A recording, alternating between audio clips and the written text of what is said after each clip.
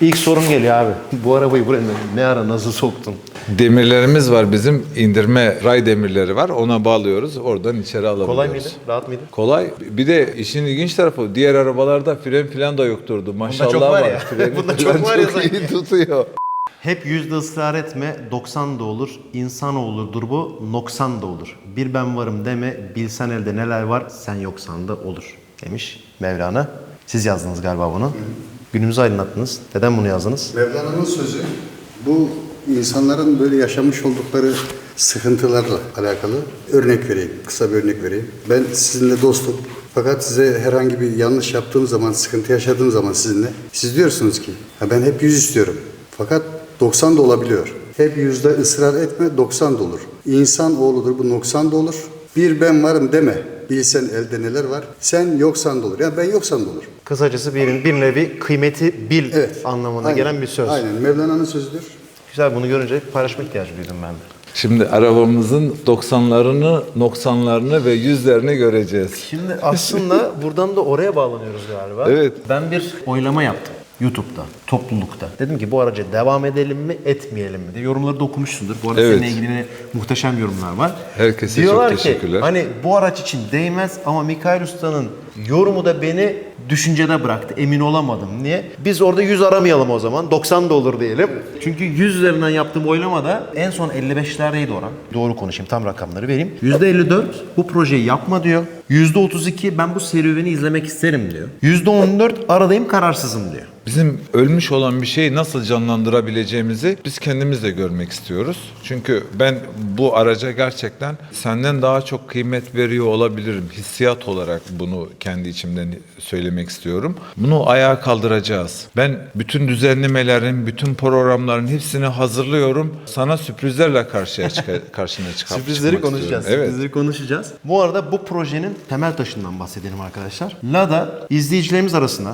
genelimizde çoğumuzun gerçekleştirebileceği bir proje. Neden? Çünkü bulabileceğimiz bir araç. Evet. Parçası olan bir araç. Bütçesel olarak piyasadaki çoğu araçtan ucuz bir araç. Evet. Hani bu birazcık aslında zevk meselesi. Yani bu aracı ilgi duyan veya bu aracı keşfedip bir yere getirebilecek kimse varsa bu esasla başladığımızda yapılabilir, cebi çok yakmayacak bir proje olması üzere yola çıkıyor. Bu bir GT-R değil, bu bir i86 değil veya bu bulunması, karşılaması çok zor bir araç değil. Evet. Şimdi bunda tabii ki onarımlara gideceğiz. Onarımları da doğru onarım yapmak üzere yola çıkacağız. Hani olup olmayacağına da bu bölümde karar vereceğiz. Geçen bölümde yorumlarınızı okudum. Şimdi biz aracın altını gördük ama bugün sökeceğiz. Nelerle karşılaşacağız? Parça listesi çıkaracağız. Parçalar onarıma mı gidecek? Değişime mi gidecek? Bu parçaların karşılığı çıkacak maliyet ne? Yani yüzü astarını geçecek mi? Yoksa bu proje yapmaya maddi anlamda değer mi? Manevi anlamda değer mi? Buna ne kadar zaman, ne kadar emek, ne kadar para koyacağız? Galiba bunun cevabını bu bölümde göreceğiz. Başlayalım ama Başlayalım. aracın üstüne zıplamayacaksın. Ne yapıyoruz o zaman? Arka port aksamlarını sökerek başlasak mı? Dışarıdan değil, içerisini bir alalım, döşemesini de alttan bir çekelim, önce bir zemini görelim biz. En çok merak ettiğim içerideki zemin ve kapı işleri. Şu anda işlemimiz hazır, hemen içeriden başlayalım. Tamam, arka porta da içten başlıyoruz. Evet.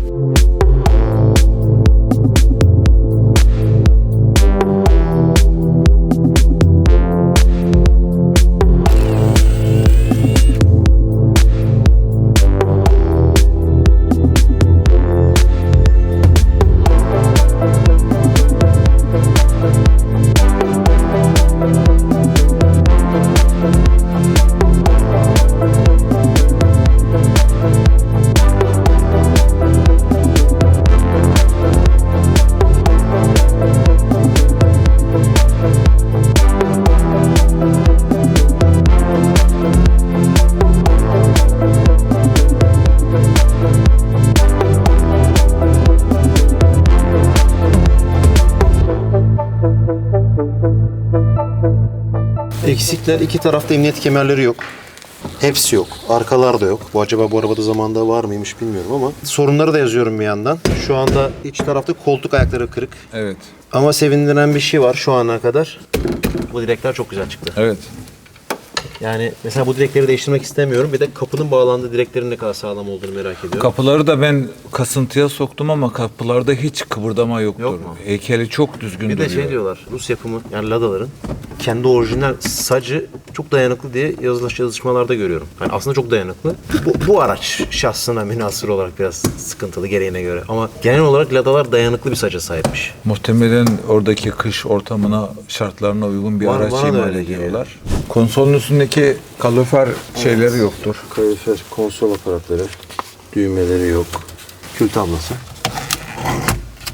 O da tamam. Torpido kapağı var. Ama torpido. Torpido. Torpidonun kendisi. İç döşemelerin tamamı. Pedalların lastikleri. Daha şu an içi alıyorum sadece. Başka sıkıntı... Bir de dikiz aynası yaz. Burada kendi orijinalinde bir dikiz aynası varmış. O yok. Dikiz aynası. Oo bak işte hazine burada. Plakasıyla beraber eski hali ha. Evet. Hazine işte burada. Tamam hazine çıktı ortaya şimdi. Vay vay vay vay bak hele. Güzel. Duruş şekli aynı. Güzelmiş saklayacağım bunu. Fotoğraflar tek tek çıkıyor ortaya. Şimdi benim için işin hem güzel tarafı şu. Söküm aşamasında ben de varım. Ben de olduğum için hangi vidanın nereden çıktığını az çok biliyorum. Hayır yanılıyorsun. Söküm aşamasında sen değilsin. Söküm aşamasında biz seninleyiz. Tamam. O da güzel. O da güzel. Kendimi daha güçlü hissettim. Evet. Bu işin güzel tarafı. İşin zor tarafı ise üzerindeki vidaların hepsi neredeyse farklı vidalar olduğu Evet. için onların asıllarını nasıl bulacağız? Yani buradan ben şimdi iki tane birbirinden farklı bir tane akıllı vida çıkarttım mesela. Bir tane ağaç vidası çıkarttım. Tamam mı? Şimdi biz bunların orijinallerini bulacağız. Bunun orijinalinde ne vardı acaba? Bilmiyoruz. O yıllarda genelde orijinallerinde düz vida kullanıyorlardı. Mercimek baş. Evet. O Mercimek tarzda başı. kullanıyorlardı. Büyük ihtimalle o vidalardan tedarik edeceğiz. Bak burada var mercimek kafa şeyler. Şunlar herhalde. Mercimek gibi kafası. Evet. Daha eskisinde de düz oluyor bunlar. Yıldız'dan önce. Yıldız sonra çıktı. Öncesinde düz vardı. Ama işin ilginç tarafı bak. Hiçbir tanesi pimleri kırılmıyor. O kadar yıllar klipsler. geçmesine rağmen klipsleri her şey çok sağlam. Evet oralarda ufak ufak tahribatlar. Yani yaşına göre tahribatlar çıktı ortaya. Bunlar yani olması gereken bir şey. Tamam.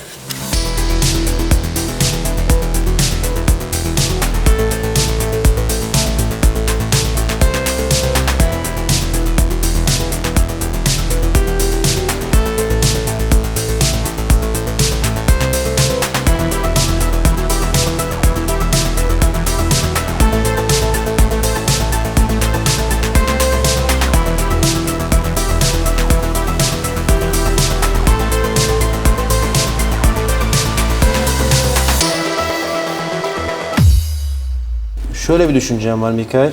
Sıfırını bulabildiğim parçaları sıfırlayacağım. Sıfırlayabildiklerimi. Fakat mümkün olduğunca orijinalini bulmaya çalışacağım. Çünkü yan sanayiler tam oturmuyor diye biliyorum. Evet. Yani söylenti de olsa böyle bir riskle karşılaşmak istemem. Bunun sıfırını Çorlu tarafında bir yerde buldum. Çorlu tarafında bir eski Lada parça satan göçmen bir kadın varmış. Kim olduğunu bilmiyorum. İnternette biraz araştırdım. Taban sacı Bulgar mı bu göçmen dediğin? yüksek ihtimalle. Yüksek ihtimalle. Bizim Trabantların parçalarını da demek ki o kadın satıyor. Tamam. Olabilir. 80'li yıllarda göçmüş bu tarafa. Sıfırını bulabildiklerimi sıfırla değiştireceğim. Bu arada kaputun durumu iyi. Yani onarılacak bir kaput bu. Yani şekli şemale baktığın zaman katlanma yok, bir şey yok. Tam çürük var. Çürük olması ayrı bir şey ama katlanmış bir kaput değil. Kaza geçirmiş bir kaput değil. Evet. Düzeltilmiş bir kaput değil. Kaput bulamazsak bunu sıfırlarız. Düzeltiriz. Ama sıfırını bulursak devam. Bir de sıfırını bulmaktan ziyade rakamlar da çok önemli. Çünkü bunun maliyet oranlarını Tabii fizibilite çok çıkaracağız. aşağıda tutmamız gerekecek. Ya ben bugün baktığımda kurlar tabii sürekli değişiyor. Yani dolar bazında konuşayım çünkü 2 sene sonra izlediğimizde videoyu farklı anlama gelecek. Ya mesela bu aracın şu anki ettiği değer iyisi baktığımda sitelere $8.000 civarına satılıyor iyisi. Şimdi ben bu aracı aldım $3.000 civarına kur karşılığında. Şimdi ben bunun iyisini de alsam tatilata gideceğim. Çünkü bu proje. Şimdi sen kalkıp biraz güncel fiyatlardan konuşayım. 200 bin liralık Lada üzerinde geriye dönük işlem yapacaksan zaten 200 bin lira üzerine atıyorum mesela 100 bin lira harcayacaksın. 300 bin liraya gelecek. Evet. Ama ben şimdi kalkıp 80 bin liralık 70 bin liralık bir araç üzerine 150 bin lira harcadığımda yine aynı amaca ulaşacağım. Hala artıdayım. Yani ben aslında çok iyi durumda bir otomobil almadım. Zaten toparlayabileceğim bir otomobil aldım. Amaç buydu. O yüzden sıfırlayabildiklerimi sıfırlayacağım. Bu araç için bir bütçe ayırdım. Kafamda bir bütçe var. Bir de şu var, ne kadar iyi veya ne kadar kötü, örnek rengini beğenmeyeceksin ya da farklı üstündeki aksesuarları beğenmeyeceksin, değiştirmek zorundasın. Bu araç, ben şöyle bakıyorum, bu tamamen senin ruhunu anlatabilecek olan çok önemli projelerden birisi olduğunu düşünüyorum ben. Burada herkes Doğukan Manço'yu görecek, Lada'yı görmeyecekler. Doğukan Manço ile beraber birlikteliği görecekler. Mikail'i görecekler, Mikail'in desteğini görecekler ve ustalarımızın desteklerini görecekler. İnşallah, teşekkürler. Mesela fren yok. Şimdi örnek veriyorum. Frenin şeyini buldum. Fren merkezinin hatasını buldum. Merkezini de buldum, Vestanoz'unu da buldum. Mesela onları buldum.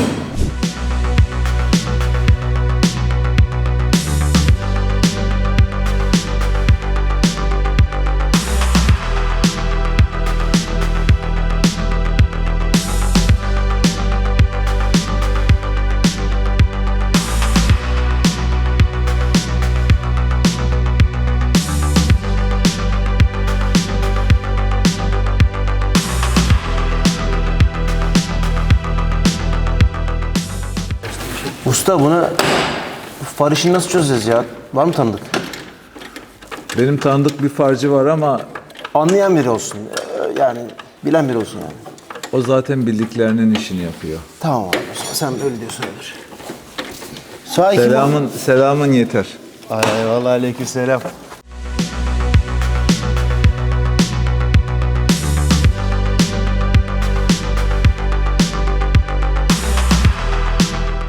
Mesela far işini çözeriz de stop benim mesela aklıma çok bayağı hareketli bir şey yapalım diyorum buna ya. Dışarıdan bakınca yine böyle şey dursun. Klasik görüntüsünün yüzünü üzerinde taşısın, ama modernize bir görüntü sağlayacağız. Tamam. Stopta değişik bir şey yapalım. Uzaktan gelen "Lan bu ne lan falan desin yani böyle. Yolda gördüğümüz, alışık olduğumuz hazır stoplar gibi değil yani. Tamam. Değişik bir şey yapalım buna. Tamam, sıra dışı bir şeyler yaparız. Farlarını da öyle yapacağız ama. Olur. Bakalım. Bir takım far aldım buna. Sana getireyim, belki onları değiştirmek istersin. Yok, bunları mevcut olanları kullanacağız. Belki üzerine bir kapak yapalım. Kaporta işlemi yaklaştığı zaman o sürecin içerisinde bir kafa kafaya verelim, bir karar verelim. Ya o kapakları ya orijinal kapaklarını kullanabiliriz. Yalnız gidişat kötü gitmiyor ya. Ne bileyim, direkler falan hiç de toparlanamaz gibi değil. Evet. Ha, sen daha beter bekliyordun. Daha beter bekliyorum. Altı kurtarırız diye düşünüyorum. Şaseleri mesela öne kadar şaseler kötü bu arada. Ama arabanın kabini mobili kurtarılmayacak gibi değil ha. Benim aklımdan ne geçtiydi biliyor Abi musun? kazası yoksa arabada zaten hani öyle bir şey yok yani. Parça Yani çok kazalı bir otomobile benzemiyor. Yok yani parça marşa yok yani hiç buralarda mesela yani şahselerde hiç kaynak yok buraya basınca. He, ben de dikkatimi çekti. Yok yani kesik yok. Hani orası yetiyor zaten. Bir silikon işlemleri falan var. Orada Burada bir kesik işi falan var normalde ama bu çok sıradan bir şey. Çok normal. Cama baktığımız zaman camların kenarı az açıktı. Büyük ihtimalle biz bunu kaporta esnasında yerine oturtturacağız. o neden biliyor musun? Ben anladım neden olduğunu. Camın üzerine fiyat yazıyordu. He. 124 camı takmışlar buna. Lada camı değil. Tamam. Benzediğini biliyorum, oturduğunu biliyorum ama sıfıra sıfır oturmuyor. Biz buna Lada camı bulacağız. Fiyatından dolayı fiyat camı takmışlardır.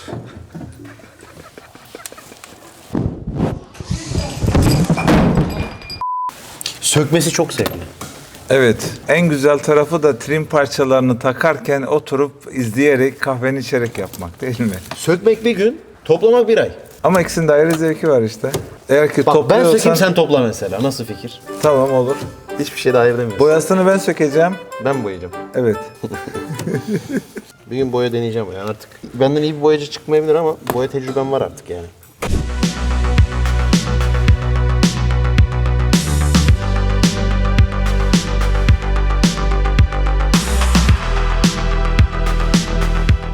Muhtemelen bir kalorifer petek isteyebiliriz. Buradan çok paslanmaya başlamış. Aynı zamanda kalorifer petek giriş contası lazım.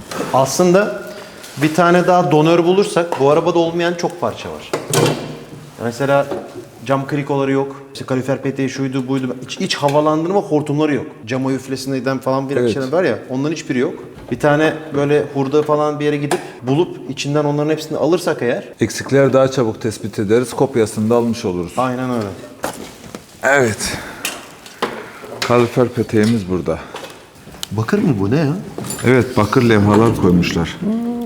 Biz bakırını satarsak bunun yenisinden alırız. Bakır artık çok pahalı. Evet. Ama Yazdım zaten. orijinal parçamız yerinde. Yazdım bunu. Zaten bunların hepsini en son listeye çıkarttım ya. Çıkartacağım bakalım. Hasılat ne? Bu arada sağ olsun birçok arkadaşımız özellikle Azerbaycan'da çok fazla kişiyle parça gönderirim diye yazmışlar aşağıya. Yöntemlerini bulmaya çalışıyorum. Hani getirme götürme yöntemlerini. Aracı firma arkadaşlar da sağ olsun yazıyorlar. Hani sen bul bizim dükkana gönder biz sana getiririz. Yani biz Türkiye ve Azerbaycan arası ithalat ihracat yapıyoruz diye. Bir ihtimal onu da çözersem oradan da parça getirme şansımız olacak. Olmayanlar, Türkiye'de olmayanlar için. Vallahi yalan yok. Ben de söktükçe ısınmaya başladım arabaya. Evet. Çok tatlı araba ya. Altından kalkamayacağımız problemlere benzemiyor. Şu ön taraf canımı sıktı benim. Ön taraf çok kötü. Aşağı şase bağlantıları. Zaten şase bağlantılarını yenisini bulsam yenisini bulamazsam bile aynısını 2-3 milim saçtan güzel bir çalışmayla çıkartırım diye düşünüyorum. Daha sağlam bir şey yaparım ben ona yani. Ama sadece burunda var bu. Yukarıdan bakınca sadece burunda hasar var. Doğru mu? Yani taşıyıcılarda bir sıkıntı yok.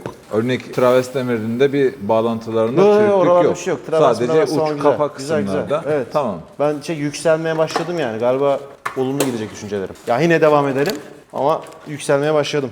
Bayağı da emek var ha arabada eskiden. Yani kapı içlerinde yalıtım var, içinde yalıtım var, keçesi yenilenmiş. Yani bu arabaya gerçekten emek harcanmış yani zamanında. Yo çalışmışlar, güzel çalışmışlar. Hani yıpranmış ama evveliyatı var belli. Ya zaten fotoğrafını gördük. Fotoğrafta güzel gözüküyordu araba. Bak izolasyonla beraber keçeyi söküyorum şu an. Baksana.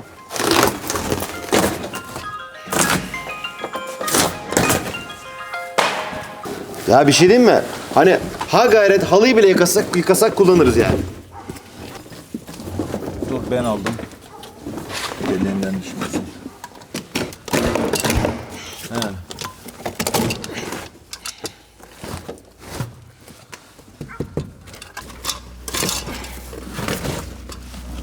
Bu araba içeriden su geçirmiş.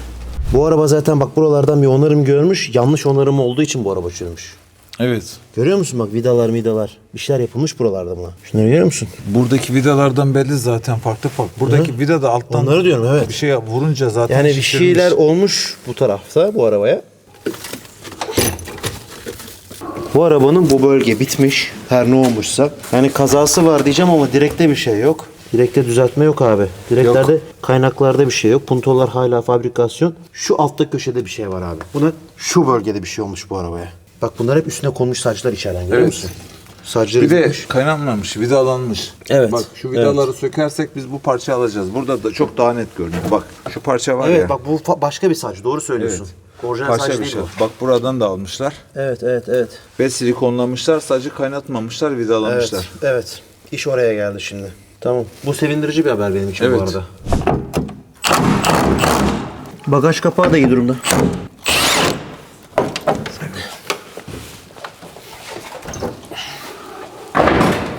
Ver abi. Bak buralarda hep izolasyon yapmış çocuklar ya.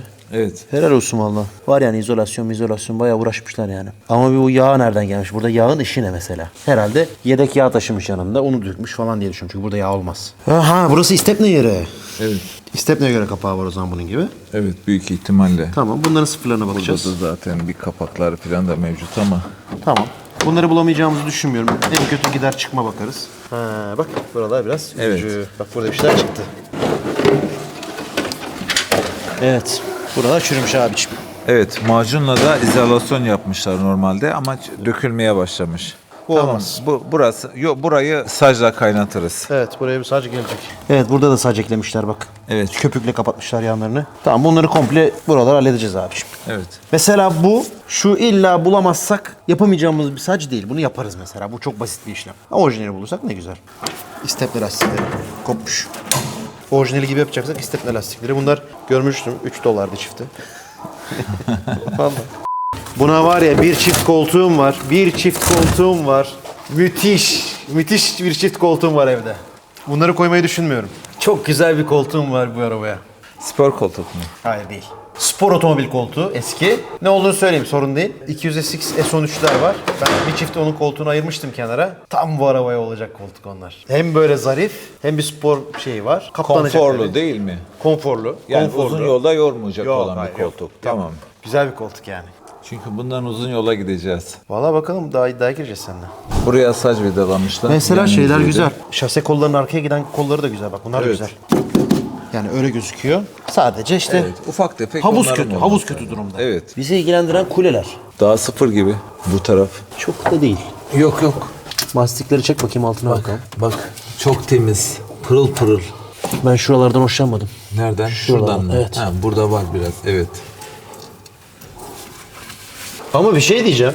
Yani yılına, yaşına göre bakarsan var, problemler var ama bu arabanın ağır kazası yok galiba ya. Bir şey yok. Bak kuleler yerinde. Bu arabanın bu taraftan bence bir kazası var. Buradan.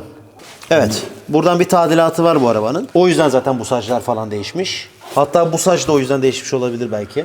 Büyük bir ihtimalle yandan ufak bir kazası olmuş. Buradaki orta direkte şu orta kısımda çok hafif bir çöküntüler de oluşmuş. Baktığın zaman tam orta kısımda tatlı bir radüsü yoktur. Orada hafif bir çöküklük vardı. İlk geldiğinde ben orada onu gördüm. Bakalım boya atınca göreceğiz.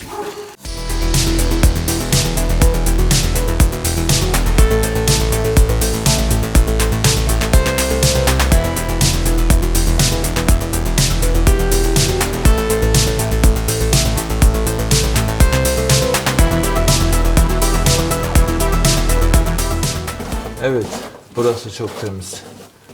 Bak burada stop gibi bir şey var. Çok yani ilgini çeken bilmiyorum. Evet, baktım inceledim. Bunun arka kısmını böyle yapacağız. Arkayı kullanmayacağız. Önce bu camı da kullanmayacağız. Sadece çerçeveyi kullanacağız. Ne diyorsun? Ama çerçeveyi şey yapacağız. Krom. Krom yapacağız. Bunları yenileyelim.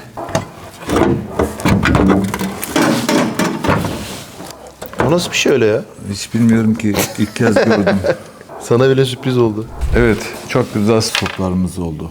Bence güzel. Dizaynı çok güzel. Yani buna uygun, çok güncel benzeyecek ama klasik dokusunu hiçbir zaman kaybetmeyecek olan çok güzel bir şey aklımdan geçiriyorum ben. Olur. Hatta bunları yukarı götürelim giderken. Evet, Senin diğer atölyeye.